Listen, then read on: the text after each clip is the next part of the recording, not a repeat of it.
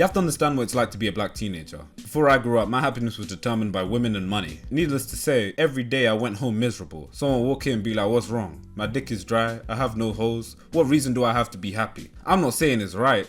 I'm saying that's how my young black mind worked. Like, I don't feel like the culture helps. You think Jay-Z's starting on white boys? You think he's trying to make Phil jealous? Phil's watching you on his platinum screen TV, on his Xbox 360 bed, while his mum makes him lasagna. Trust me, he don't care. You're entertainment. Meanwhile, black boys watching thinking, man, I gotta get my money. You know, it's almost self-destructive. There's a lot of social pressure that comes with being a black male. Primarily because you have to look like the guy at all times. And naturally, we didn't have money, so our only other option was to put our value in girls. It's a very toxic, predatory culture. Me, I'm no good with girls. You know that scene in Growing Lagoon where the girls are laughing at Simone and his drill? Yeah, that's me. All that action. Drought City, Alabaster. You know in those dating sims where there's the right answer, the neutral answer, and the obviously wrong answer? Yeah, that's me. I stay fucked up. And even if I did want to move someone, there's like 8 other niggas with an agenda. And these will be your friends. And he's the one saying, yeah, you should do something. Meanwhile, Brock in the do-rag is already doing his thing, moving like a crab. Listen, I'm all for interracial marriage, but you guys gotta stop treating these white women like trophies. Cause it feels like niggas got a Pokedex trying to catch them all. Why are you fiending? And why are they all light skinned? I had a friend with a list. It was like Becky, Misty, Jordan. Like ain't no Keisha on that list. But sometimes we sabotage ourselves. I sabotaged a friendship like this. Well, I almost did. I invited a friend over to watch a movie. For the sake of protecting the innocent, we'll call her Ming. She has another name, but we'll get into it later. Now, rule number 1. Never tell niggas when you're gonna see a girl. Cause niggas are arrogant. Because before you go, they're gonna give you a crash course on the book of misogyny. And all the advice is just pure toxic masculinity. It's like this walking insecurity complex is gonna lecture me about women because he read the power book and watched Dragon Ball Z. You got Usopp over here giving advice, no experience, empty CV. We all know it and you're still lying to me. I have an army, 1,000 white women. Nigga, what do you gain? I don't know. I find people just don't talk about this stuff. The advice ain't even good. It's some dumb shit like, don't let her disrespect you. Make sure she knows the levels.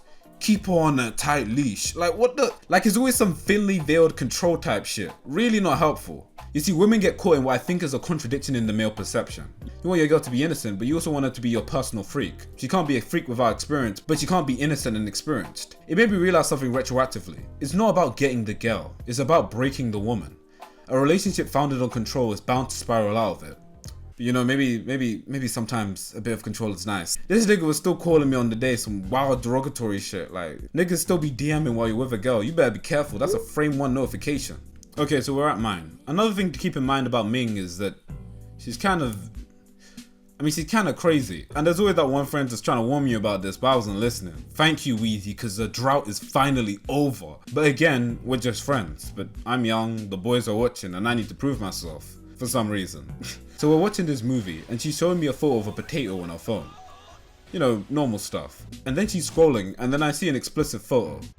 Be creative, it's really not hard to figure out. I'm not gonna ask LJ to draw it, but you get the idea. Let's just say she was doing a high jump kick. But there were several different high jump kicks. Now I'm not very intelligent. I don't think she noticed I'd seen this, but my dumbass decided to vocalize, oh. Then she flips out, you didn't see that. Now I understand. I don't take karate photos, but if I was someone who did, I would imagine those are private. You don't want just anyone seeing that. Especially not me, apparently. But I was cool with it. It wasn't a big deal to me. But she wasn't. You know those people that make those really oddly violent claims when they're upset? Yeah, she kept doing that. Then she started squeezing my arm. I assumed this was because she was cold at first, but it's summer. And the windows are closed. Stink meaner ain't coming. And she gave this passive aggressive, are you okay? Like, no, you're draining my life points. And then suddenly she stood up and I shit you not, went to my shelf and grabbed my Boondocks book and turned back and said, I'm serious. Now I'm like, hold up, now I'm concerned. You know how like in Dragon Ball, the Supreme Kai's life is tied to the gods. So if one dies, the other dies. Yeah, that's me and my Boondocks books. So when she grabbed the book from my shelf, my heart was already kind of racing. And now this is where she gets another name and she goes from Ming to Mamimi. She busts out a lighter and now I'm kind of shitting bullets because she's about to burn Huey. Now I do eventually manage to calm her down, but what do you think my friend said after I explained what happened? You punk bitch, your mom ain't shit, loser, emasculated, I lost all my street cred. Niggas won't even explain what you're supposed to do. It's just the same old braggadocious, if I was there, it would have been different. Niggas are so full of themselves. Niggas watch Marineford and go, man, if I was there, shit would have been different. Okay, real helpful. But that entire experience taught me a lot about insecurities. Not only my own, but how it frames our perception of masculinity. Like, why am I doing this? Do I even really want a relationship? There was a girl I was interested in called Hilda, and I'll never forget the day we spoke about exes and she said, David, it's not a big deal. Everyone has history. It's not like I told you about Tank. Hang on, slow down, pause for the cause.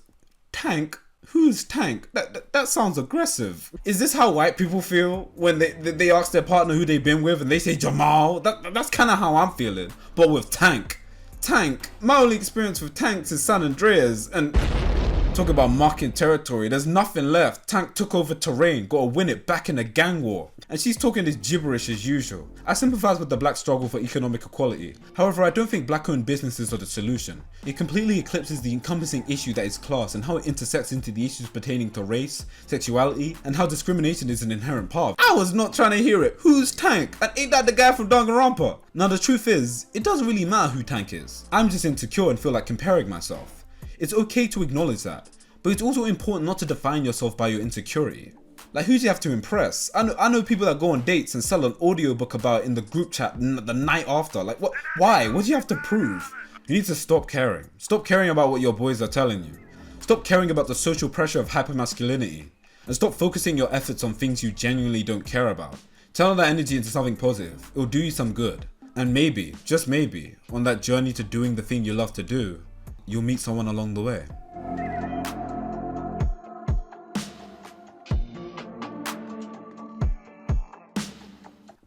Again, thank you guys for another Negrosity. Again, I'm not allowed to call the titles of these videos Negrosity because if I do, YouTube won't push it, but you know what I mean? Like, yeah. Shout out to LJ. LJ, incredible artist. He did a bunch of artwork this time. Like, honestly, incredible guy. We did a bunch more this time because we really wanted to push it. Again, this series isn't cheap. If you guys want to support it on Patreon, Ko-Fi in the description. Really appreciate it, and communicate to me that you like it if you do like it, or if you don't like it, you know, communicate that too, because obviously series costs money. But yeah, I'm not gonna waste too much of your time. I felt it'd be nice to get like a nice message out there while having fun with my own experiences and being really nerdy and fun, whatever. Alright guys. Oh, also I really wanted to do more of Caesar because I know a bunch of people like to see him like in all his glory because he's never in the show because Aaron, man. But yeah, I'm not going to waste too much of you guys' time. Alright, take care. Peace.